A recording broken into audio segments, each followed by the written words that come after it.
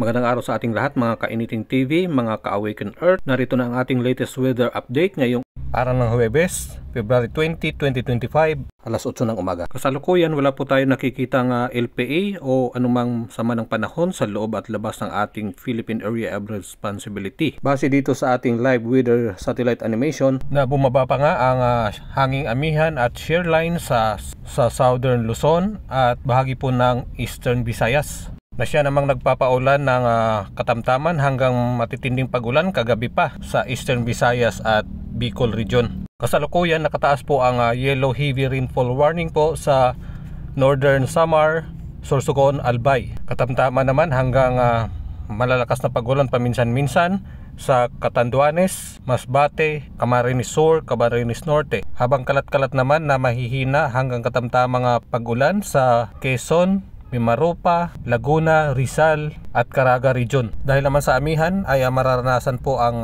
mahihinang pagulan sa Cordillera Administrative Region, Cagayan Valley at Aurora. Paminsan-minsang mahihina naman ang pagulan ang mararanasan sa Metro Manila at natitirang bahagi ng Luzon. Dahil naman sa easterlies, bahagyang maulap hanggang maulap ang kalangitan at may paminsan-minsang pag-ambon o pag-ulan, pagkulog at pagkidlat sa Mindanao. Sa mga kababayan natin dyan na nakaranas ng mga pagbaha, pagguho ng lupa, pwede nyo po i-share ang video ninyo dito para i-share po natin. Please share.